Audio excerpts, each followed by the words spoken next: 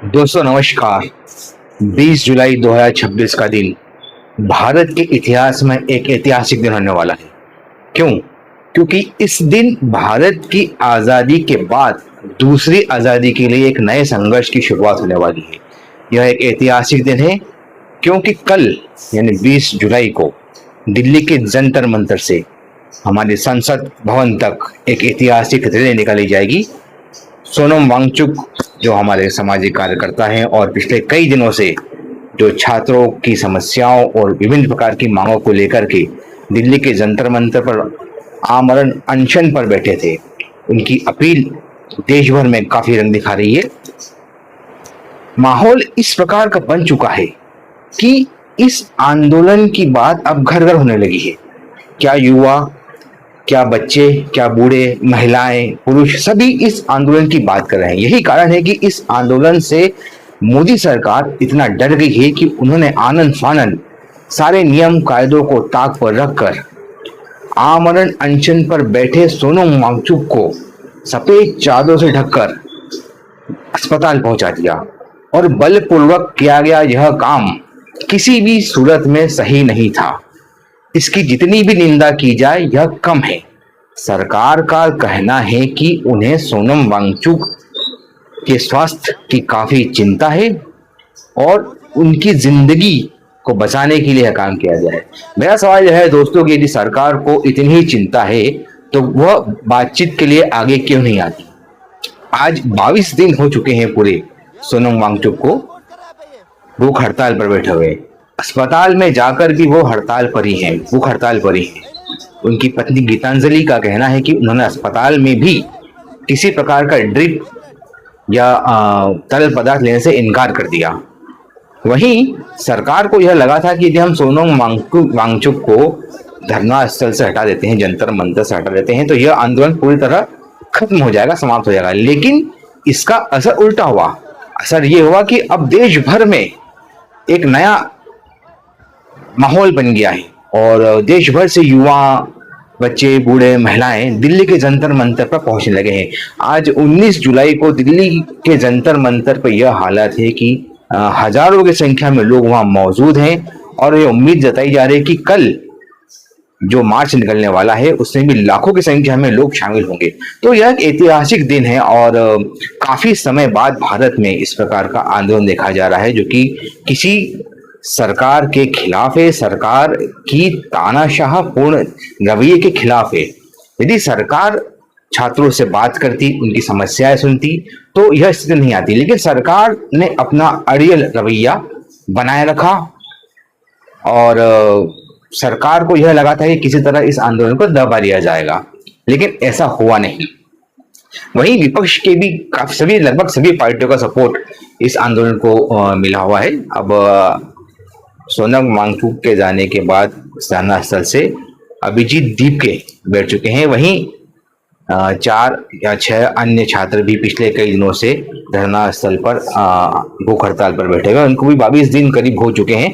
उसमें से कई छात्रों की हालत काफी खराब है और बहुत कमजोरी आ चुकी है। तो इसके बावजूद बहुत डटे हुए हैं और यह कहना बिल्कुल भी गलत नहीं होगा कि देश में एक नया आंदोलन पैदा हो रहा है और पैदा हो चुका है। और सबसे बड़ी बात यह है कि युवाओं इस आंदोलन से काफी जुड़ गए हैं और सोशल मीडिया के माध्यम से भी उसका काफी प्रचार किया जा रहा है। कई युवा जो मेरे से भी संपर्क में हैं और जिनसे बातचीत होती है तो उनका ये कहना है कि उन्होंने पहली बार अपने जीवन में इस प्रकार का आंदोलन देखा है।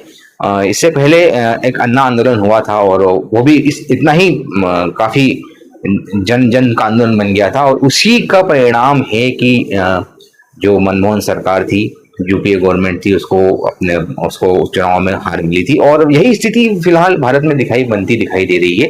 तो इस आंदोलन के बाद क्या केंद्र की मोदी सरकार के लिए खतरा साबित होगा? यदि मोदी सरकार अपना रवैया नहीं बदलती है और छात्रों या अन्य की समस्याओं पर ध्यान नहीं देती है तो निश्चित तौर पर आने वाले चुनाव परिणाम इस सरकार के खिलाफ होंगे। वहीं देश में जो माहौल बन रहा है वर्तमान में वह भी एक लोकतंत्र के खिलाफ ही है।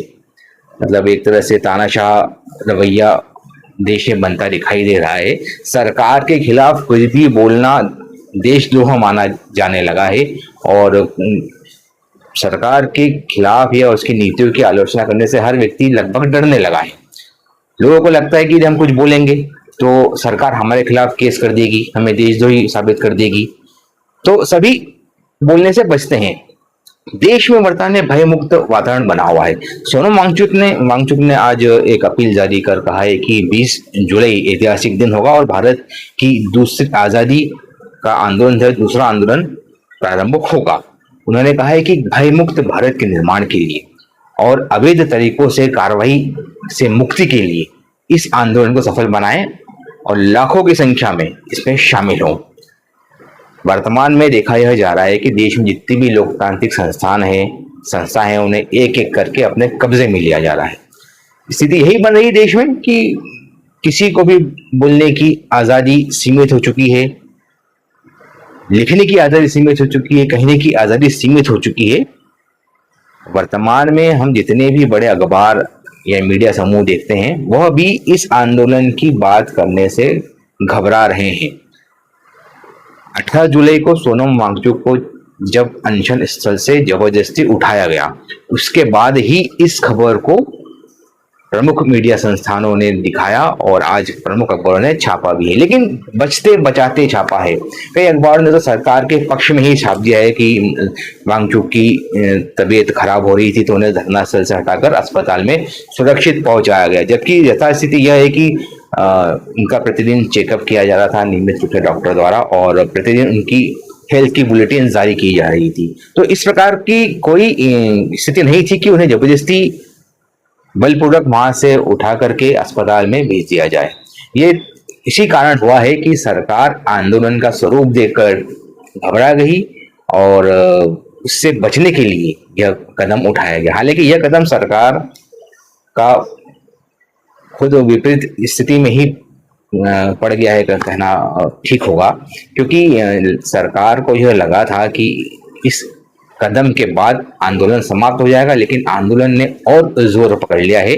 तो देखते हैं कि कल 20 जुलाई को क्या स्थिति बनती है और क्या मार्च निकाल पाएंगे क्योंकि दिल्ली पुलिस ने तो साफ तौर पे कहा है कि इस मार्च को कोई अनुमति नहीं दी गई है और संसद का सत्र शुरू होने के चलते संसद भवन और इंडिया गेट के आसपास का क्षेत्र है वहां पर प्रतिबंधित धाराएं लगाई गई है कि उस धाराओं के तहत जो है रैली निकालना पूर्णतः प्रतिबंधित किया गया है।